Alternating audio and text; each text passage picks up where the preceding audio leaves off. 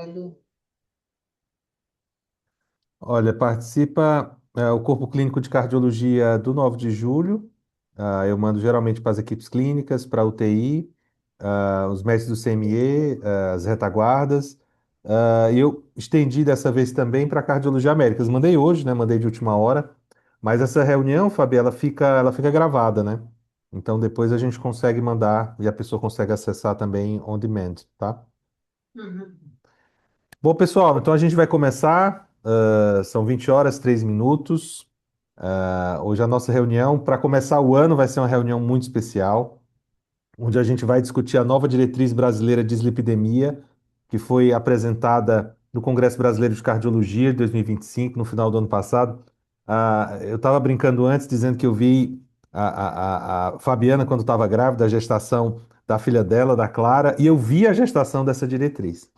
Eu acompanhei toda a dificuldade de fazer, de como foi feito, os domingos no INCOR, os dilemas em relação à construção dela, né? Então, eu posso dizer que, apesar de não ter entrado como autor nessa diretriz especificamente, mas eu vi como a Fabiana se empenhou, né? E com muito reconhecimento, né? E muita honra, é a primeira autora dessa diretriz. E a gente tem a honra hoje de ter ela com a gente na nossa reunião da Cardiologia do 9 de julho, falando da diretriz que de fato foi seguramente assim, e eu já falei isso para ela também, para mim, de todas as diretrizes que saíram ano passado, foi a melhor delas. A gente teve uma quantidade grande de diretrizes, a gente teve fibrilação atrial, a gente teve a hipertensão. Cris, que me desculpe com esse comentário, mas essa diretriz, ela foi uma excelente diretriz com vários avanços e uma grande evolução em relação à diretriz anterior, que era de 2017. Então, doutora Fabiana Rached, doutora em cardiologia pela Faculdade de Medicina da Universidade de São Paulo e doutora também pela Universidade Pierre-Marie Curie, na França, fez doutorado duplo, é nossa assistente da unidade coronária, aterosclerose coronária crônica do INCOR, né, trabalha comigo lá, é médica do Hospital Albert Einstein, pesquisadora de lá. De vez em quando interna no Hospital 9 de Julho, né? Bia já precisa atualizar o cadastro dela para eu poder dizer que ela também é membro do nosso corpo clínico e vai apresentar, portanto, a nova diretriz brasileira de dislipidemia. No final, a gente vai abrir para as perguntas, né? E como eu falei, se ela precisar sair, a gente pode também tirar as dúvidas, porque eu já participei de vários debates sobre essa diretriz. Fabi, o tempo é seu. É, Edu, primeiro eu queria agradecer o convite, e eu acho que também falar que eu me sinto, mesmo não tendo cadastro no 9 de julho, eu me sinto, acho que quase, talvez o nível do Eduardo aí, eu me sinto dona já daí, eu vou chegar, vou dar bronca, embora não saiba andar ainda no hospital, me perca nos blocos. Mas eu me sinto já de casa, então já tenho meu cadastro na mentalmente, então eu preciso fazê-lo só. Mas é uma honra dar aula para vocês, falar sobre um tema que eu acho de extrema importância, e como o Edu falou, foi um trabalho grande no ano passado, foi realmente uma gestação, e o mais engraçado, que o Eduardo sabe disso, nasceu no dia que a minha filha nasceu. E eu só me dei conta quando eu apresentei. Aí eu falei, nossa, hoje o dia que a minha filha faz 19, ela fazia 12 anos no ano passado, daí eu falei, nossa, faz isso. Então nasceu a diretriz no mesmo dia, por coincidência. E, só um segundo aqui. E falando por que que nasceu a diretriz, a necessidade da diretriz, porque primeiro tinha 8 anos da anterior, que era uma atualização da anterior. Então, a gente sabia que novas opções terapêuticas tinham já sido disponibilizadas no Brasil e aprovadas pela Anvisa, e vários CVOTs já tinham mostrado redução de desfecho cardiovascular, redução de infarto, AVC, com novas medicações, além da estatina, e a gente realmente também queria se equiparar e também atualizar nossas diretrizes, conforme as outras diretrizes também tinham saído, e assim, por coincidência, a diretriz europeia saiu um mês antes da nossa e foi bem alinhado com as nossas mudanças, significando que realmente o estudo e o tratamento era essencial, era de extrema importância para a atualização e também, como eu acho muito impactante, tentar mudar essa parte política da inclusão de novos medicamentos, tanto no SUS quanto também na ANS. Hoje teve na ANS a tentativa de incorporação do Evolocumab, que eu também participei pela SBC, mas nessa tentativa a diretriz foi citada tanto pela ANS, isso faz com que a gente acredite que o que está escrito na diretriz pode sim mover mudanças do tratamento, e isso é fundamental. Então, acho que começando, eu gosto sempre de mostrar, o Edu acho que já viu essa foto milhares de vezes, e o que, quando a gente fala de dislipidemia, e todo mundo fala uma doença silenciosa, eu mostro aqui nessa figura que não é uma doença silenciosa, né? Óbvio que quando você olha que começa, é uma doença aterosclerose, é uma doença crônica que começa na primeira, segunda década de vida e evolui lentamente ao longo dos anos, a gente pode pensar que é silenciosa, mas quando ela dá o infarto, o AVC, mais barulho que ela faz é impossível não escutar, porque ela é tão impactante não só em mortalidade, que é a principal causa de morte no Brasil e no mundo, mas também é a principal causa de incapacidade. Então, isso torna isso uma doença de muito impacto no Brasil e no mundo. E uma coisa mais triste que eu vou falar é que a gente é prevenível. Então, a gente conseguiria prevenir se em momentos da vida a gente conseguiria entender o que está acontecendo com o paciente, individualizar o paciente e ver onde ele estaria no processo de aterosclerose. Assim, essa diretriz entende que não é o tratamento da dislipidemia por si só, mas sim o tratamento da aterosclerose, da prevenção da aterosclerose em fases diferentes da vida. Um exemplo, se o paciente teve um infarto agudo do miocárdio, que chega para a gente no pronto-socorro, ou fica internado, coloca um stent ou faça mesmo uma cirurgia de revascularização, a gente sabe que esse paciente é um muito alto risco, precisa de um tratamento intensivo, porque a gente já perdeu 20, 30 anos no tratamento anterior. Então, o que resta agora para a gente é realmente tratar de forma intensiva, tendo metas rigorosas e também todos os pilares do risco residual. E quando a gente começa pensando em tratar criança e adolescente, eu tive um adolescente com dislipidemia no consultório, a nossa questão, que é muito importante, é pensar no futuro, que o futuro vai logo chegar, e também pensando em prevenção e quando começar a tratar nessa criança, adolescente, há o tratamento não só com mudança de estilo de vida, mas também com tratamento medicamentoso. E sabendo que a gente pode identificar epidemias genéticas na idade de infância e adolescência, que é comum, então a hipercofamiliar heterozigótica chega a ser tão comum como 1 em cada 300 pacientes ou indivíduos tem a hipercosmia familiar, que a gente consegue com um simples exame de sangue identificar. E também na adolescência e idade adulta a gente vê um aumento importante também nas pessoas, tanto em homem quanto em mulher, mais impactante na mulher, da obesidade e diabetes, que tem um impacto muito grande também no aumento da doença, do impacto da doença cardiovascular e da mortalidade por doença coronariana.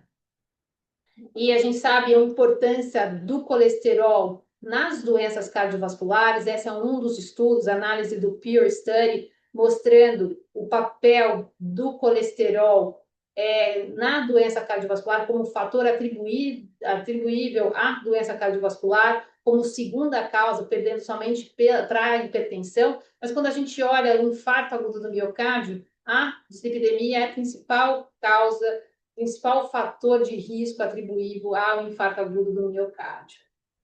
E, e aí eu acho que uma coisa muito importante como a gente pergunta sobre a carga tabágica, a carga lipídica é muito importante. Então, o tempo que o paciente fica exposto ao colesterol alto é muito importante. Isso a gente aprendeu dos estudos genéticos, estudos de randomização mendeliana, comparados aos estudos em que a gente começava a tratar a medicação a partir dos 50, 60 anos, com modulação com 5 anos. Então, o que mostra aqui que para a mesma redução de LDL e colesterol para mais ou menos em torno de 39 miligramas por decilitro, que significa 1 milimol por litro, Aí eu tenho, se a gente tivesse exposto a mais de 50 anos para essa mesma redução, o impacto na redução de risco seria em torno de 52%, quando comparado em torno de 5 anos de estudos randomizados controlados, uma redução de 22%. Ou seja, a questão de tempo é importante, essa questão de carga lipídica realmente é importante. E aqui só uma análise dessas curvas, mostrando que se a gente começasse precoce, com a mesma quantidade de redução de LDL e colesterol para cada 50% de redução do LDL e colesterol, se eu começasse com 30 anos, eu reduziria em torno de 52%. E quando a gente reduz com 60 anos, que às vezes é o que chega para a gente na prevenção, o paciente vem se cuidar com 60 anos, a gente faz essa redução e o impacto disso é somente 27%.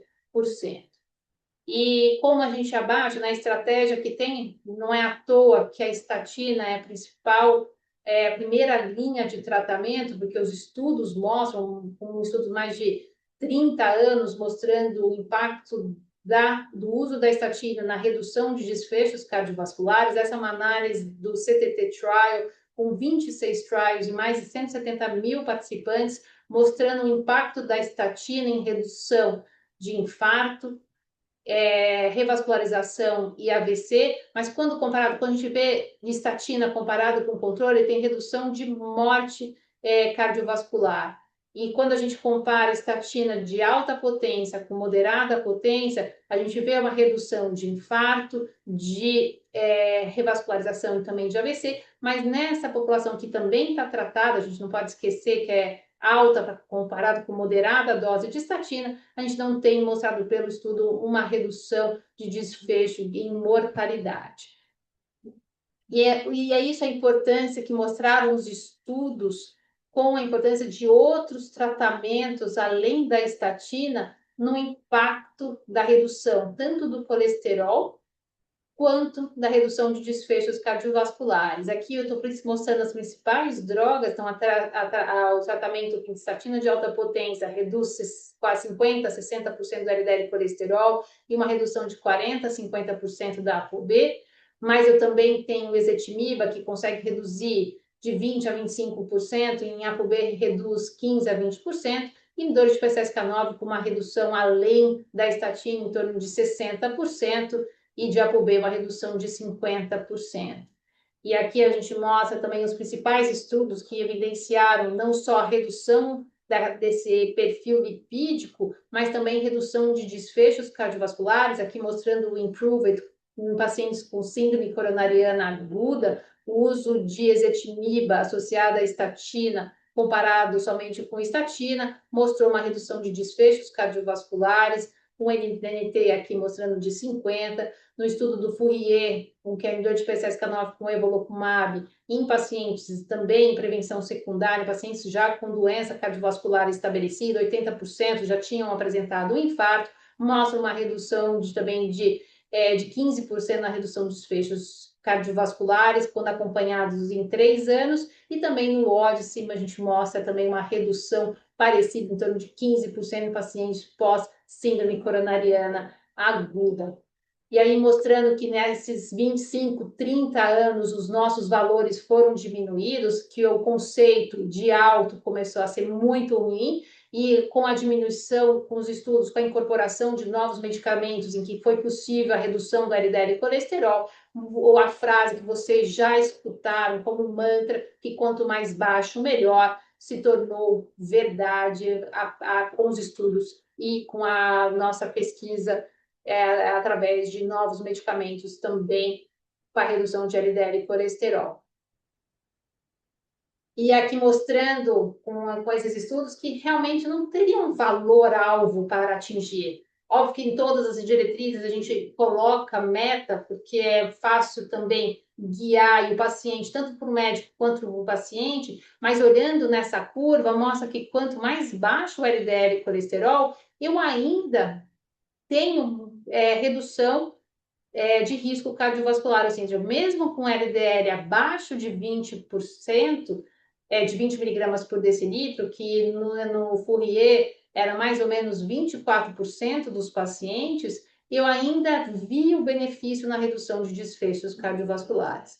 Aí eles vão falar, todo mundo tem que ter LDL abaixo de 20? Não é isso que eu estou falando. Nessa população de mais alto risco, a gente talvez, a depender dos outros fatores, precisam de um tratamento mais intensivo, mesmo que o limite não seja tão claro, que seja não 50, não seja 40, que seja uma redução importante. E nesse grupo, nas análises pré-especificadas do Fourier, mostrando que sim, quem que mais se beneficiava de um tratamento intensivo? Então, aqueles pacientes que tinham mais fatores de risco, mas também que tinham diabetes, que tinham um infarto com menos de um ano, então aquele infarto recente de menos de um ano, nessa análise eram mais de 5.600 pacientes analisados nesse grupo, que mostrou que o NNT caiu de 91 para 27, quando a gente separava os pacientes que tinham infarto há menos de um ano, sabendo que esses pacientes são mais vulneráveis a novos eventos. E também os pacientes multiarteriais, que a gente sabe que a doença já está avançada. E também que eles mais se beneficiariam de um tratamento intensivo, que tem a doença vascular periférica, e também aqueles pacientes que têm um LPA aumentada. Embora a gente sabe o evolocumab, o alirocumab e o inclisiran, que também é o RNA de interferência contra o PCSK9, mostra uma redução em torno de 20 a 30% da LPA, mas o benefício por si só é por redução do LDL. Mas atualmente, seguindo uma linha de uma medicação não estatínica, também mostrou efeito o uso do ácido bempedóico, que age, como vocês sabem, na TP citrato liase, duas vias acima da gamigecoa redutase, e assim eu consigo também agir na diminuição do colesterol, da produção do colesterol intrahepático, e assim eu aumento a expressão do LDL receptor, e assim eu consigo reduzir. Quanto que ele reduz comparado quando o paciente não tem estatina? Ele reduz em torno de 20 a 25% na redução de LDL colesterol, mas a gente também vê uma redução de ApoB de uma forma parecida, uma redução de não HDL colesterol em torno de 17%, mas vejam vocês também que tem uma redução de PCR com essa medicação. E também tem um perfil para glicemia bom, porque ele age na NP ciclase, que também tem um perfil bom na parte de glicemia. E é uma medicação que foi mostrada nesse estudo, que foi o Clear Outcomes, foi o maior estudo de pacientes intolerantes à estatina, mostrando em 13 mil pacientes uma redução de desfecho cardiovascular 4.MACE, mostrando uma redução de desfechos cardiovasculares compostos nesse grupo de pacientes que tinham em média um LDL colesterol em torno de 130, sabendo que nesses pacientes 22% usavam estatina, tá? E 11% usavam também ezetimiba.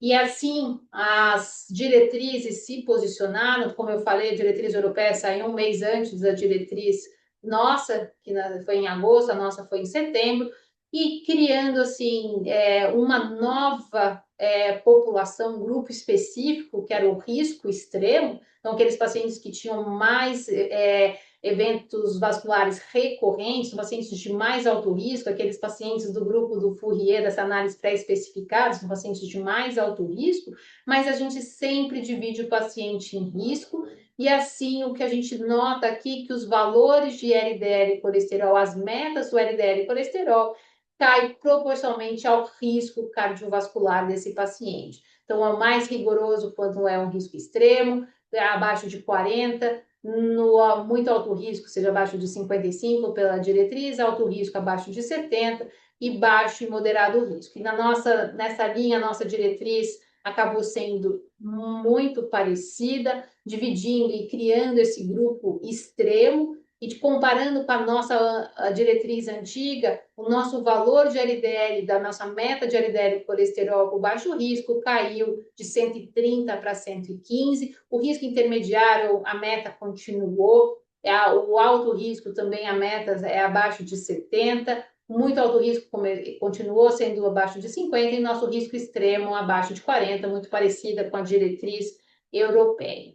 E mostrando para vocês aqui quais são as metas recomendadas para cada grupo de risco aqui colocado e enfatizar que nesse aqui a gente não usa somente o que a nossa diretriz recomenda, não somente a meta do LDL colesterol, mas também como meta coprimária o não HDL colesterol, que são 30 miligramas por decilitro acima da meta específica da meta de LDL colesterol. E associado a isso, a gente tem uma redução mínima para cada faixa, uma redução mínima de LDL colesterol. Uma meta secundária foi também a dosagem de ApoB. Aí vocês vão perguntar para vocês, eu preciso dosar em todo mundo?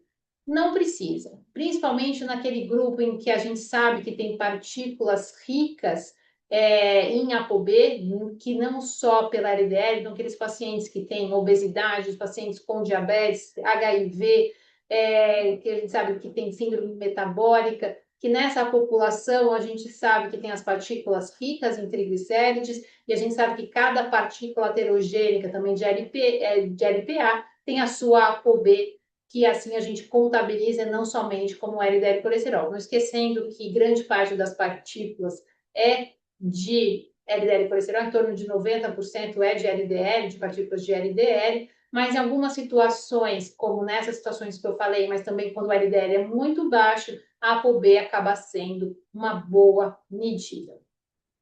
E aqui é o fluxograma da estratificação. Então, a primeira pergunta que a gente faz, essa de se o paciente já teve um evento pregresso, e se sim, a gente vai para os critérios de risco extremo, se foi mais de um evento, se o paciente tem um outro fator de alto risco, que seja hipertensão, diabetes, o LDL mantido acima de 100, são um desses fatores de alto risco para classificar em risco extremo, daí a pergunta seria sim, a resposta seria sim, aí seria classificado como risco extremo. Se a resposta for não, a gente parte para a segunda questão. Se o paciente não teve evento, ele tem DAC sintomática, ou já teve uma revascularização, ou qualquer território arterial mais de 50%, ou CAC acima de 300. Se sim, o paciente é de muito alto risco. Se não, a gente vai uma outra pergunta, a terceira pergunta, que seria se o paciente tem diabetes. Se sim, a gente vai uma parte específica do diabetes, que vai depender do tempo da diabetes, da idade do paciente, também do tempo do diabetes, se tem mais de três fatores que aumentam esse risco do paciente de diabetes, que está listado na diretriz, e assim isso é muito ligado com a diretriz da SBD, mostrando que também a gente tem que fazer uma parceria, então isso foi bem em conjunto com a SBD, mostrando aqui que a gente classificar esses pacientes seriam de alto risco. E aqui, se não é diabético, a gente pesquisaria, seria uma outra pergunta, se o paciente tem aterosclerose subclínica, então placa em qualquer outro território, aneurisma de aorta abdominal, ou se ele tem um LDL colesterol acima de 190, ou mesmo uma LPA acima de 180 ou acima de 390 nanomol por litro, mostrando que como se esse fosse um equivalente de um HF, então esses pacientes, se a resposta for sim, são pacientes de alto risco. Se não, a gente vai calcular aqui, que a gente calcula o que foi usado nessa diretriz, que foi uma mudança em relação a outra diretriz, o score Prevent, que atualmente na diretriz americana também foi incorporado como novidade, que eu vou mostrar um pouquinho dessa novo cálculo, novo score, que calcula o risco em 10 anos, mas também em 30 anos, mas aqui a gente usou de 30 anos de ACVD, mostrando dividindo em menos de 5, entre 5 e 20, mais de 20, classificando o paciente aqui com mais de 20 como alto risco. É uma questão do risco intermediário e baixo, vai depender do LDL no baixo, abaixo de 5%. Se o LDL for entre 160 e 190, aí ele acaba indo para o risco intermediário, a depender do fator agravante, ele sobe para o alto risco. Mas se não, se ele não tem esse LDL tão alto, acima de 160, a gente pergunta se tem fator agravante. Se tiver fator agravante, passa para risco intermediário. Se não, ele passa para baixo risco. Peço desculpas que eu acho que se configurou, o meu é do macro, acho que aqui desconfigurou nessa apresentação.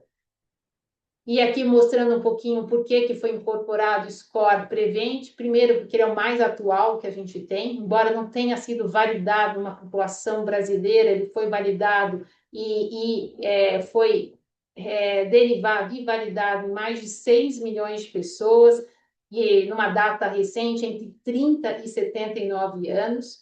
E ele prevê também não só doença aterosclerótica, mas também doença cardiovascular no total, colocando, incorporando insuficiência cardíaca, que é muito importante pelo aumento da obesidade, da diabetes e também da doença cardiorrenal metabólica em adultos de prevenção primária.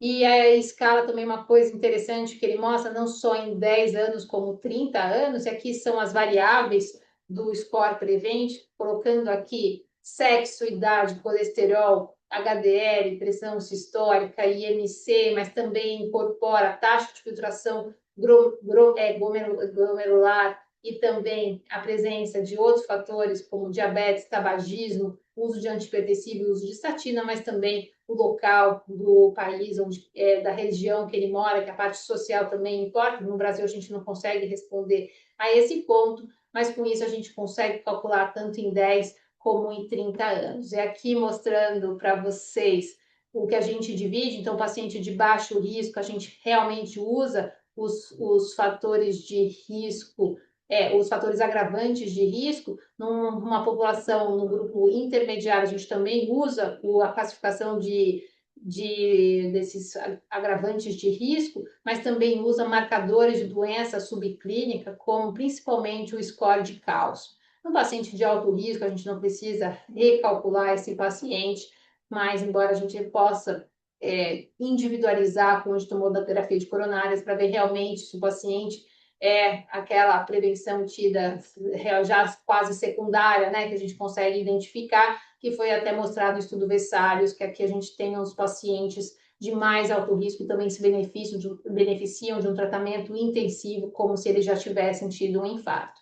É que mostrando o gradiente, a gente colocou na diretriz dos fatores agravantes e a sua gravidade, quando somados, a gente sabe que aumenta o risco, mas a gente não conseguiu realmente pontuar isso e classificar com cada peso de cada agravante de risco, porque não tem como fazer isso. A gente foi um trabalho intenso nessa área, mas o que a gente conseguiu pontuar é que ele mudaria, estratificaria o paciente no nível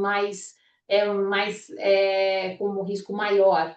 Então, aqui só para pontuar quais são os principais fatores agravantes, então história familiar, adiposidade, história inflamatória crônica, transplante de órgão, os fatores específicos da mulher, seja menopausa precoce e prematura, ou qualquer fator na gestação, como pré-eclâmpsia, doença, hipertensão gestacional, diabetes gestacional, eclâmpsia, pré-termo, então alguns fatores relacionados à gestação, mas também alguns marcadores como LPA entrou aqui como fator agravante, acima de 50 miligramas por decilitro, acima de 125, e IPCR também acima de 2. Aqui mostrando por que a LPA, que é a lipoproteínazinha, entrou como uma parte importante, como fator agravante, porque é semelhante à LDL, mas mais aterogênica, em torno de 5 vezes mais aterogênicas, porque ela tem o tripé da parte pró-inflamatória, pró-aterogênica e pró-trombótica, e se a gente acabar não medindo a LPA, a gente subestima o risco. Aqui mostrando para vocês, esse é o risco calculado pelos fatores de riscos tradicionais, e quando a gente pega um paciente com LPA acima de 50 miligramas por decilitro, aumenta o risco em 1,4 vezes. Se a gente multiplica isso para 3 vezes, tem uma LPA com 150 miligramas por decilitro, eu aumento o risco em 2,7 vezes. Então, ou seja, quando a gente pega uma população ainda mais específica, aquela que é semelhante a HF, que é acima de 180 miligramas por decilitro, que equivale a HF, chega a aumentar em 4,5 vezes a mais o risco atribuído, né? Então, por isso que a nossa diretriz se posicionou para medir a LPA uma vez na vida, quando disponível, óbvio, e óbvio que pensar sempre em populações específicas, aqueles que tiveram DAC precoce, estenose aórtica, história familiar positiva, e também que tem história de LPA aumentado na família, porque a gente sabe esse componente genético explica aumento do LPA em 90% dos casos. E a gente classifica qual que é o valor de corte acima de 50, embora a gente saiba que o risco é linear, quanto maior a LPA, maior o risco cardiovascular, mas o corte tinha que ser estabelecido, então é acima de 50 ou acima de 125 nanomol por litro, e é importante enfatizar a investigação em cascada pelo caráter genético da LPA. E aqui mostrando estratégias de tratamento, esse é um exemplo de uma calculadora Prevent do nosso algoritmo. Então, a primeira pergunta, como eu falei, se tem um evento cardiovascular, se tem mais de um, ou se tem outro fator de alto risco. Aí, se você classifica esse paciente em risco extremo, daqui aparecem as metas lipídicas, então redução de 50 mais 50%, uma meta de LDL colesterol abaixo de 40 e uma meta coprimária de não HDL colesterol abaixo de 70, e a gente recomenda a terapia recomendada, estatina de alta potência, ezetimiba, e provavelmente o uso de terapia anti-PCSK9 ou ácido bipedóico para atingimento de metas e redução de desfechos cardiovasculares. E aqui mostrando realmente que a gente começou com essa terapia combinada, provavelmente tripla inicial, mas óbvio que depende muito do local que você está e da disponibilidade da medicação, porque são medicações que acabam sendo caras, embora a gente tende a incorporar nessa população, que foi o pedido para incorporar nessa população de risco extremo, medicações que a gente consiga fazer isso pela ANS, mas ainda a resposta é não. Então, o que a gente tem hoje é realmente o paciente pagar por isso, e a gente sabe que isso acaba sendo caro. Mas como nós precisamos seguir as recomendações e o que mostra as evidências, e a gente mostra que nos pacientes que tiveram infarto agudo do miocárdio recente, pós-síndrome coreana aguda, a gente sabe a importância da redução do LDL colesterol na fase aguda, mas o mais interessante que nesse cenário, que é uma análise do Swed Heart Registry, mostrando que o melhor cenário é aquele paciente que a gente é intensivo inicialmente, mas que a gente também mantém no primeiro ano de forma sustentada essa redução. E a gente sabe que os estudos de desfechos cardiovasculares na fase aguda, quanto mais precoce a gente começar o tratamento, a gente sabe que reduz o LDL, tem aumento de atingimento de metas, e também os estudos como o Pecman e Hughes mostram alteração da placa aterosclerótica, mas o Envolvo vai mostrar para a gente se ser mais precoce antes, mesmo na internação da síndrome aguda, vai se evidenciar em redução de desfechos cardiovasculares. E aqui mostrando todo o arsenal terapêutico que a gente tem, tanto na síntese do LDL colesterol com estatinas e ácido bempedóico, mas também agindo na reabsorção, e nessas duas situações a gente sabe que reduz o LDL colesterol intrahepático, e assim o aumento a expressão do LDL receptor, e assim eu reduzo o LDL colesterol plasmático, mas também eu posso deixar o meu LDL receptor vivo por mais tempo, agindo no PCSK9, que são a enzima que destrói esse receptor, então, ou seja, o anticorpo que liga na PCSK9, ou na produção da PCSK9 por si só, com RNA mensageiro, que é com a inclisiran, e assim a gente reduz também o LDL colesterol plasmático, reduz o LDL colesterol plasmático. E aqui a nossa tabela de redução de risco, então aqui em monoterapia, com a redação em LDL colesterol específica para cada medicação, isso tudo na média, né? A gente sabe que tem os respondedores, os bons respondedores, os maus respondedores. A gente sabe que com medicações injetáveis, essa responsabilidade, essa responsividade à medicação acaba diminuindo essa variabilidade, então a gente sabe que tem melhores respondedores com medicações injetáveis, mostrando que com terapia combinada, em associação, eu consigo reduzir em 85% a 90% do meu LDL colesterol. Nessa situação, paciente de risco extremo, a gente pode ter duas opções com terapia tripla, seja com ácido bipedóico, seja com terapia anti-PCSK9. E a gente mostra também a importância do tratamento com terapia combinada naqueles pacientes com muito alto risco, seja aquele paciente com DAC estabelecida, que tem um CAC de acima de 300, que equivale aos pacientes que já tiveram infarto pelo risco deles, e também o paciente com diabético com mais fatores, com um fator de alto risco, ou que tenha 3 outros fatores de baixo risco, de diabetes. E aqui mostrando que a recomendação também é uma terapia combinada no inicial mesmo, não esperar escalonar a terapia e potencialmente o uso de terapia anti-PCSK9 também é possível. Aqui no alto risco, também a gente recomenda na diretriz o uso de terapia combinada desde o começo, não naqueles pacientes que têm um LDL muito aumentado, acima de 190, ou naqueles pacientes com LPA também aumentado, ou que tem um risco calculado mais de 20%, ou que já tem uma aterosclerose subclínica, então esses pacientes a gente já recomenda a terapia combinada desde o começo, provavelmente com estatina e ezetimiba inicialmente. E aqui, só para lembrar vocês que grande parte dos pacientes que infartam não sabiam que eram de alto risco, nem o médico, nem o paciente sabia que ia acontecer isso. Essa é uma análise do Swedhard e Edge, mostrando que 77% desses pacientes não usavam nenhuma terapia específica para dislipidemia ou para aterosclerose, mostrando que eles realmente não sabiam que isso ia acontecer no dia seguinte com eles.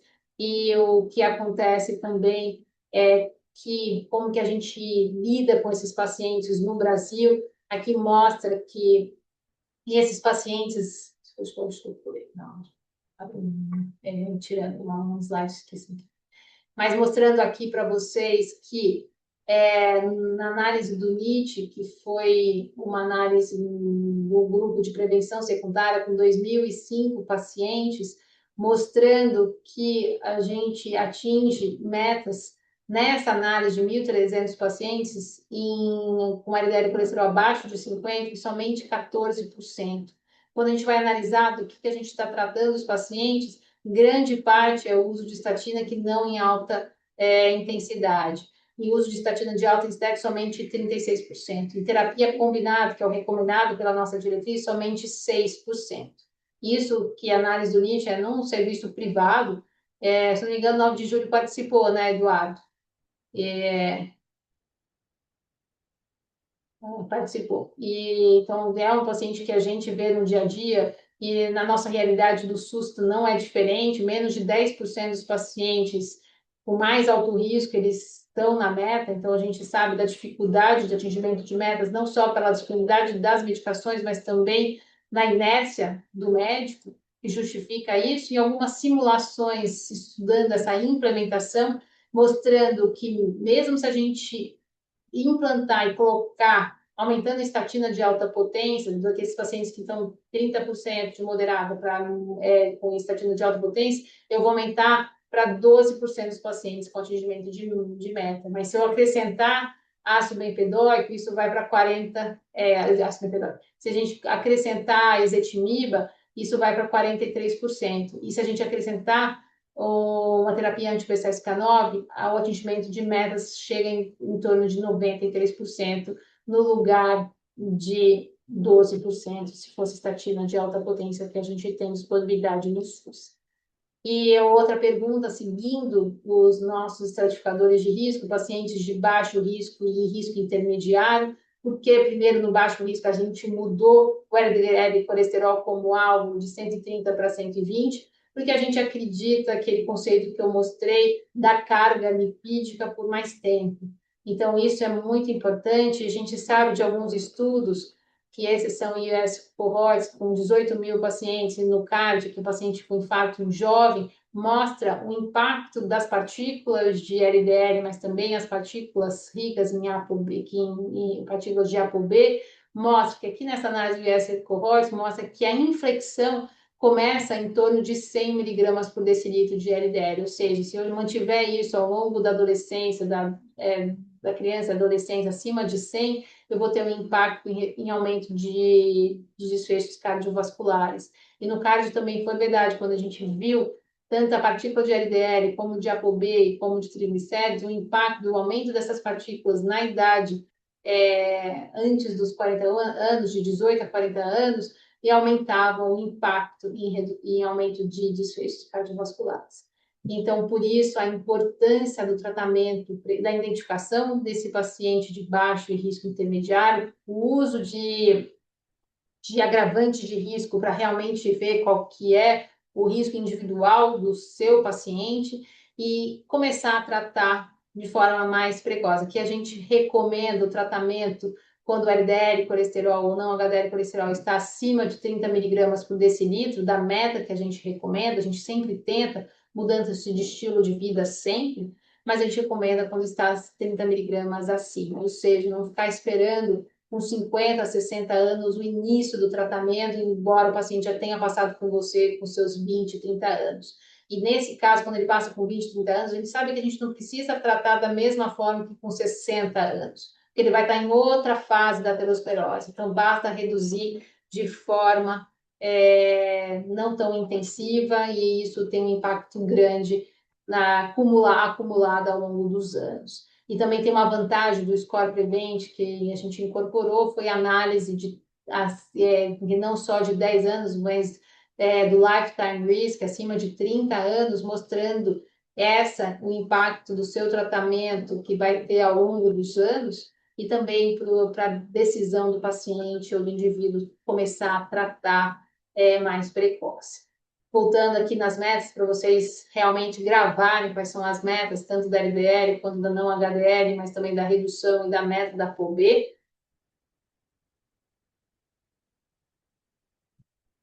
O segundo travou.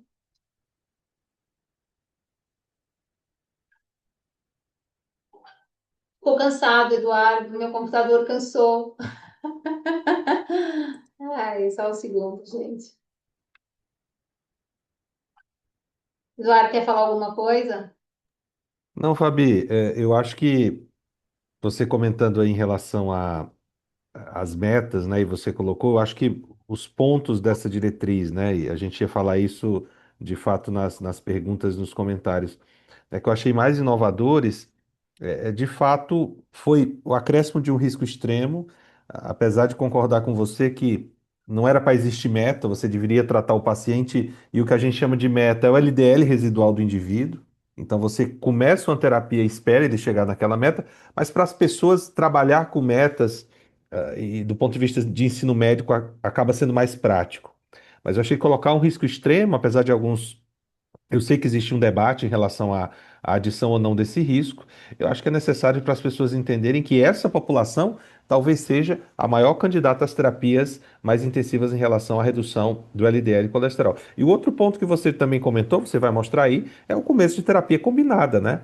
Porque de fato, só na dislipidemia a gente fazia escalonamento de terapia. A gente começava com droga, esperava 3 meses, outra droga, enquanto que na hipertensão e no diabetes a gente já começa, na verdade, com terapia máxima. Então, um indivíduo, por exemplo, com a glicada de 9, ninguém começava com metformina e esperava 3 meses para dosar a glicada. A recomendação da diretriz já é começar com 2 ou 3 terapias. Então, eu acho que foi um avanço, esse acréscimo já de uma terapia combinada desde o começo. Eu acho que é realmente isso, né? Eu acho que essa diretriz evidencia a importância de mudança de estilo de vida como a base do tratamento, aqui essas intervenções são importantes, eu acho que sempre, mas uma coisa que sempre o Eduardo brinca, ele vai falar também, paciente infarta, você vai falar, vai mudar o estilo de vida, mas que a gente precisa tratar com remédio. Não vai esperar ele correr 3 meses, então depende muito quanto você coloca mudança de estilo de vida, dependendo da fase que o paciente está. Mas óbvio que a gente ainda é a base do nosso tratamento, quanto mais precoce, o impacto disso é melhor. Mas a gente tem uma análise do UK Biobank mostrando que não importa a idade que você começa, você tem benefício, mesmo começando acima de 50 anos, então sempre mudança de estilo de vida é importante. A base do tratamento aqui é a estatina, mas é o que o Edu falou mesmo, que eu acho que é a grande inovação dessa diretriz é colocando a terapia combinada com default em pacientes de alto, muito alto e risco extremo. E também tem uma sessão específica de intolerância à estatina. Eu, particularmente, acho que a gente tem opções, então a gente não precisa perder tanto tempo em escala, tirar a estatina, ver se é realmente estatina, deixar 2 vezes por semana, porque a gente tem opções. Então, aqui eu mostro o arsenal terapêutico que a gente tem, tanto de medicação oral como de medicação injetável, e as medicações que eu mostro aqui em asterisco já tiveram estudos de redução e de desfechos cardiovasculares, então a gente tem várias opções e ainda várias opções por vir, então é muito importante ficar ligado e a gente vai escolher a melhor medicação para cada perfil de doente, isso a diretriz mostra como é importante a individualização, e aqui mostrando as medidas de estilo de vida, então, cessação de tabagismo, atividade física, pelo menos 150 minutos por semana, ou 75, uma atividade mais vigorosa, mas aqui tirando a importância da suplementação também como uma forma de reduzir e ser benéfica para a redução de desfechos cardiovasculares, e também tirando o sonho das pessoas que a gente coloque o álcool como benefício de redução de desfechos cardiovasculares. Então, aqui a gente não incentiva isso, porque a gente sabe que não tem um limiar seguro para todo mundo. Então, isso é muito importante. E da parte das recomendações farmacológicas, como eu falei, a estatina continua a base do nosso tratamento. Quando a gente pensa numa redução, a redução mais de 50%, a gente já pensa também de começar com uma terapia combinada. Isso mostra pelo estudo Racing, mostrando que é uma estratégia também não inferior à estatina de alta potência, com uma certa superioridade, que é na redução da descontinuidade, diminui o número de pessoas que te retiram, que param de usar a medicação, e maior atingimento de metas. Então, a grande vantagem, para mim, eu falo que não é não inferioridade, mas para mim isso é superioridade, né? Porque a gente mais quer isso, né? Que o paciente continue tomando remédio que atinja as metas. E a gente pôs muita força na terapia anti-PCSK9 como uma opção, além da estatina, para incluir, em adicionar no paciente com estatina, principalmente os pacientes de maior risco, que mais se beneficiam. A gente deixou claro que foi tudo baseado em evidências. O uso do ácido bempedoico também entrou, óbvio que a gente teve que seguir naquela população que o estudo CLIA Outcomes mostrou, população de intolerantes à estatina, com uma dose alta de estatina. Então, nessas populações, a gente sabe que o asma pedagógico também entra realmente para ajudar e tem o benefício de ser uma medicação oral e também de ser um custo menor. E aqui foi um slide mostrando que o fim da terapia, da monoterapia como terapia inicial, como default, né? Eu acho que isso é muito importante, mostrando que a estratégia de precisão, não só o tratamento de precisão, o diagnóstico de precisão, mas a estratégia de precisão é você individualizar o tratamento e decidir o melhor tratamento do seu paciente e realmente é, incluir uma terapia combinada, e assim a gente vai ter não só atingimento de metas, mas também redução de desfechos cardiovasculares. Aqui eu termino mostrando as 10 principais mensagens da diretriz para vocês lerem, que a gente termina, e agradecendo todo mundo que ajudou na construção da diretriz aqui no ano passado, e também é um contínuo, né, porque agora a nossa meta é a implementação da diretriz, e também a construção de novos scores, e também na atualização dessas diretrizes. E terminando com uma coisa que eu vi hoje, o pessoal da ANS citando a nossa diretriz e usando isso para realmente para política pública, ou mesmo no plano privado, mas também no SUS, que é tão importante para a gente melhorar a qualidade dos pacientes, também reduzindo a doença que mais mata no mundo, o impacto dela no Brasil e também no mundo. E aqui, eu gosto desse artigo falando da prevenção em doença cardiovascular. A gente nunca pode parar de pensar no futuro, né? E eu acho que uma forma melhor de prevenir é mudando o estilo de vida, cuidando dos fatores de risco de forma muito mais precoce depois do que acontece. Eu sempre bato na tecla, por que a gente deixou um cara de 50 anos infartar e não conseguiu tratar antes, se a gente sabe que a doença evolui lentamente. Mas é isso, queria agradecer, acho que eu falei demais, como sempre, né, Eduardo? Fabi, essa foi a menor aula que eu vi sua, a mais curta, pelo menos. Obrigado por ter aceitado participar da nossa reunião. Eu sei que você tem que sair daqui a uns 3 minutos, então eu vou te fazer, na verdade, só uma pergunta de ordem prática e depois eu sigo aqui mais os 5 minutinhos finais para tirar alguma dúvida eventual e fazer as minhas considerações. Em que momento, Fabi? Eu acho que a diretriz nem aborda tanto isso, tá? Porque ela já parte de pressupostos, né? O score de cálcio acima de 300, ela fala um pouco de obstrução acima de 50%, mas em que momento da prevenção você entende que a gente deveria usar os métodos de imagem, né? Eu sempre digo que as calculadoras têm um problema, né, da síndrome de Cassandra, de que ninguém acredita nelas, ninguém usa na prática clínica, né? Acho muito legal a Prevent, mas quando você conversa com os colegas, você já usou, a maioria não usa para os pacientes de consultório, é mais difícil de utilizar. E a gente sabe que a imagem tem aquela capacidade de ver um retrato da doença e convencer o paciente a mudar de vida quando ele vê a placa. Em que momento da prevenção você acha que merece pedir um score de cálcio, Doppler de carótidas, Doppler de ilia, o que quer que seja? A gente fez, essa é uma excelente pergunta, a gente fez até uma pergunta pico e que incorporou na diretriz em relação a isso, qual esse grupo de risco que mais se beneficiaria da avaliação e da evidência que tem a aterosclerose, doença aterosclerótica subclínica, ou qual o nível dela, quando você consegue mudar a estratégia de tratamento, e é numa população de risco intermediário. Então, nessa população é que mais se beneficia da investigação. Então, no grupo de risco intermediário que você vai usar, é óbvio que isso acaba sendo discutido, né, muito, né, até porque, não sei se vocês viram, né, na diretriz americana, o score prevent é diferente do nosso, né, a gente quis colocar, isso foi uma discussão até no último dia, um dia anterior, eu falei assim, até o Fernando Cezena, Fabiana, a gente tem que mudar os valores, tem que ser 3, acima de 10 tem que ser alto risco. Falei, Cezena, não dá para mudar agora, também a gente não poderia ser o primeiro a fazer isso. Porque se a gente fosse isso, o americano ia fazer o contrário, tenho certeza. Tô brincando, eu nem sei se eles olham a nossa, mas de qualquer forma a gente sabia que ia subestimar o risco. Então, quando a gente pega um paciente de risco intermediário no score prevent, a gente sabe que a importância, tanto no baixo quanto no risco intermediário do score prevent que a gente classificou, do uso desses estratificadores. E se a gente vai usar, o que eu falo, independente do risco é baixo, o risco intermediário, que ele seja acima de 40 anos, que a gente peça que seja, né, pelo menos o score de cálcio, mas que os outros métodos sejam também feitos acima de 40 anos, teoricamente, no risco intermediário.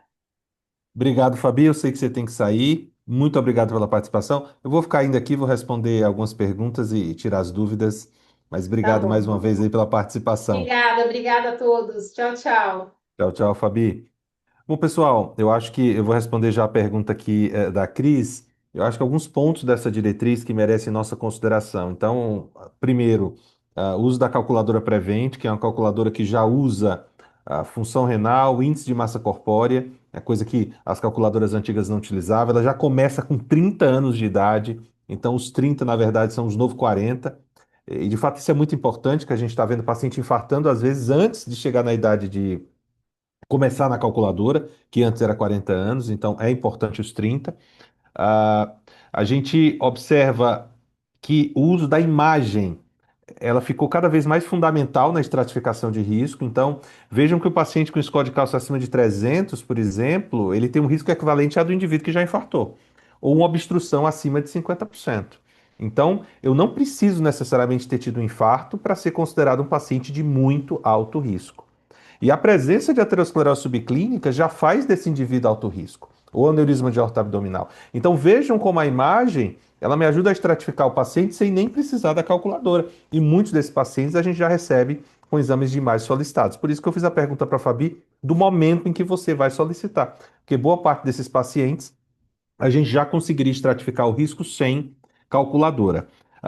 Então, a gente vê a criação de um risco extremo, terapia combinada desde o começo, LPAzinha, o grande estratificador e provavelmente futuro alvo terapêutico de risco residual, rastreio universal, todo mundo deve fazer uma vez na vida, 90% de determinação genética, mesmo quem tem doença estabelecida pode solicitar LPAzinha para rastreio em cascata para os familiares. E a gente vê muito isso em paciente com doença precoce. O paciente infarta muito cedo, você vê A LPAzinha não vai reestratificar. Se o indivíduo infartou com 42 anos de idade, ele já é muito alto risco, a meta dele vai depender da LPAzinha. Mas, se a gente identificar que ele tem a LPAzinha elevado, ele pode beneficiar, por exemplo, os irmãos ou os filhos que eventualmente são mais jovens e podem fazer uma prevenção ainda primária. A Fabi saiu daqui, mas essa brincadeira do primário e secundária também acabou com essa diretriz, porque o tal do risco contínuo da aterosclerose, ele evita essa coisa de prevenção primária e secundária. Até brinquei com a Fabi que eu acho que isso não vai mudar, porque a gente fala prevenção primária e secundária, mas ela resolveu não colocar isso na diretriz. Vocês vão ver que não existe mais prevenção primária e secundária. Existe risco baixo, intermediário, alto, muito alto e extremo. Ou seja, como eu sempre brinquei, né, do parto ao infarto. Em que momento da doença você está? Você tem só fator de risco? Você já tem placa? Você já tem uma placa na magnitude que equivale a um evento clínico? Você já teve um evento clínico? Você já teve dois? Ou seja, dentro desse contínuo que vai do fator de risco até o evento, você categoriza o indivíduo não em duas categorias de primária e secundária, mas em várias categorias, o que faz com que essa estratificação seja mais precisa. Bom, eu vou responder aqui algumas perguntas. A Cris perguntou se há uma vantagem real da associação de bempedói com estatinas, uma vez que ambas agem na mesma via. Cris, há de fato porque o que que acontece? O bempedóico ele age na ATP-citratoliase, como a Fabi falou, 2 vezes acima da estatina. O uso dele em quem tem intolerância total à estatina, ou seja, em quem não usa estatina, como ele joga só, ou seja, ele age na mesma via, mas se eu não estiver usando estatina, ele vai ser o responsável por bloquear aquela via da ATP-citratoliase para baixo, ele reduz ali cerca de 25 a 28% de LDL colesterol. Quando você usa estatina, vejam bem, parte da via já está bloqueada pela estatina e é, inclusive, a etapa limitante da síntese do colesterol. Mas mesmo assim, a adição do ácido bempedoico reduz adicionalmente de 17 a 20% do LDL. Então, vejam que para aquele paciente que falta muito pouco para chegar na meta, ou mesmo no conceito de menor LDL possível, a gente conseguir uma redução de 20% adicional é vantajoso. E a comercialização no Brasil é feita associada ao ezetimibe, então se o indivíduo já usa estatina dose máxima, lembrem-se, a associação junto com ácido bempedoico mais ezetimibe vai reduzir ali entre 36 a 40% do LDL colesterol, além da estatina. Eu acho que é bastante válido e já está disponível no mercado e é bastante custo efetivo. No caso da terapia combinada, se ela já está indicada para paciente de risco baixo e intermediário, não. De fato, na própria diretriz, e os europeus já tinham um posicionamento semelhante, essa indicação de uso já inicial seria a partir do alto risco. A partir do alto risco, né, que seria uma meta menor que 70, você já utilizaria estatina mais ezetimibe. E no risco muito alto, já a terapia tripla de cara. Aí vem a diferença da nossa diretriz para a diretriz europeia. A nossa diretriz ela já prioriza para esse indivíduo risco extremo alto de cara uma terapia tripla com inibidor de PCSK9. Enquanto os europeus, na verdade, eles indicam inicialmente uma terapia oral máxima e, se não atingir meta, inibidor de PCSK9. Provavelmente a chegada mais tardia do ácido bempedoico aqui no Brasil talvez tenha influenciado. Na Europa ele já tem há mais tempo, né? Então os europeus já têm mais experiência, mas aí eu preciso dar a minha posição pessoal sobre isso, até escrevi um material sobre isso. Eu acho que faz mais sentido usar a terapia oral máxima, né? Então faz mais sentido, por exemplo, você, no indivíduo que já tem um risco muito alto ou extremo, você começar com estatina, bempedoico e ezetimibe, e se ele não atingir a meta, você adicionar uma terapia que é muito mais custosa, é mais cara, que seria baseada em PCSK9, ou evolucumab ou inclisiran.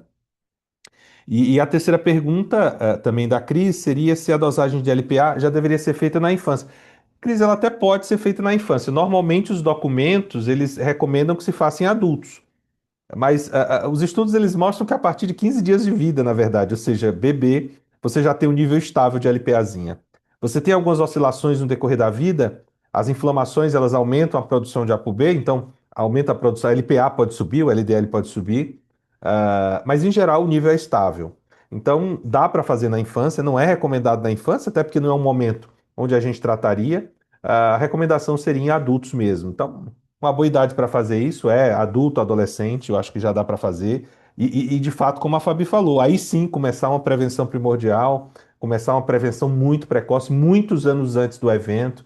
Honestamente, é muito melhor descobrir que você tem uma LPAzinha elevada com 15 anos de idade do que descobrir que tem um LPAzinho elevado depois de infartar com 41 anos e descobrir que era por causa do LPA que você tem elevada desde os 15 dias de vida.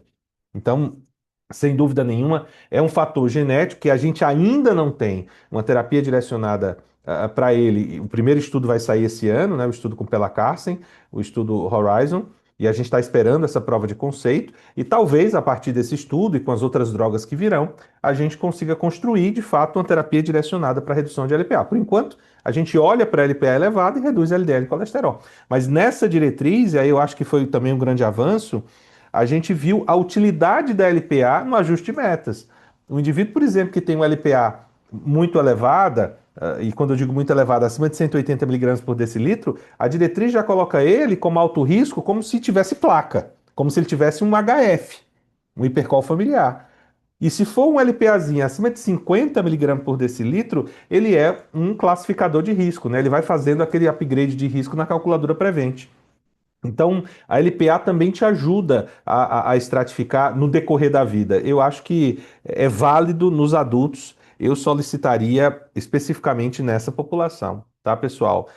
Lembrar que o 9 de julho, e aí vale, né, para os colegas aqui presentes, a gente tem o nosso centro de aterosclerose, que é aberto, não só para os pacientes marcarem, e eles conseguem agendar direto para o centro de aterosclerose, como para os colegas que atendem no hospital, que atendem no CME.